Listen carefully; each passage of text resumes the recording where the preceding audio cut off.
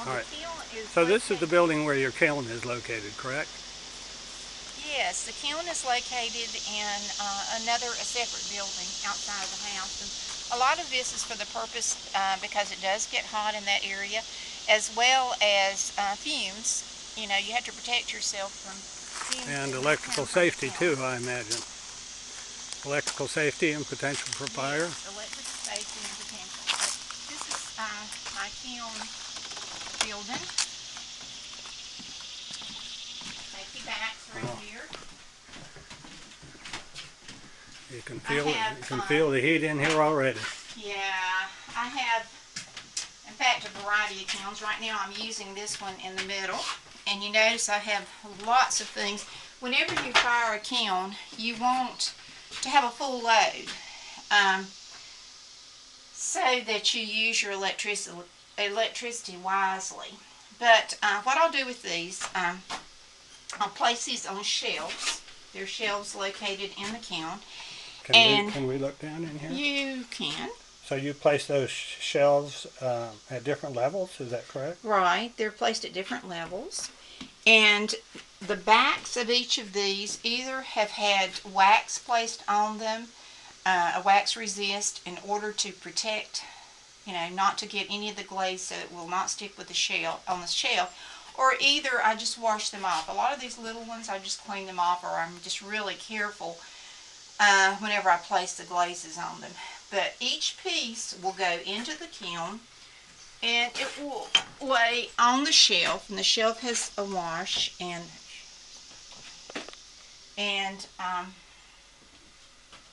Okay. and they don't touch each other. You want to make sure that they do not touch each other. So you place them all in there. I put shelf after shelf after shelf. Whenever I'm finished, I will close this up. Now I noticed you had spacers in there. That's to determine the distance between the shelves. Right, because you don't want the shelves to touch your clay objects at And all. you have spacers that are different heights for different objects. I try to keep everything on a shelf line the same height, pretty much, so I can use my space as efficiently as possible. Okay. Okay. Now we're going to pretend that this is all the way filled, because it does take a while for me to fill this up. And this is a computerized kiln, and I've got it all set up inside here except for the cone firing, because the last cone firing was the bisque firing, as I told you earlier, that I did with the clay. And will you explain to us at some future video the difference between cone firing and bisque firing? All right, I can do that right now. The bisque firing is your first initial firing, and it doesn't particularly have glaze on it. Okay. And it is a low firing at 0.4 to up to 0.6. And this is a mid firing, and that means that it's a lower temperature. And actually I have a little chart here that I keep handy that tells me that, okay, for example, 0.6 gets up to 1830 degrees.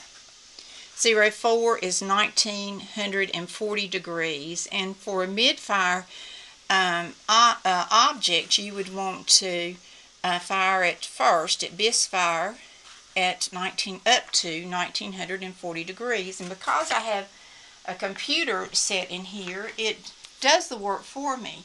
Years ago, whenever I first started teaching, I would have to watch it, and I would have to pump up the heat in the kiln until it reached the right temperature, and I would have a little cone inside the kiln that would melt whenever it reached the top temperature. But now I do have a computerized kiln, and that makes it a lot easier. Wow, I'd say so. A whole lot easier.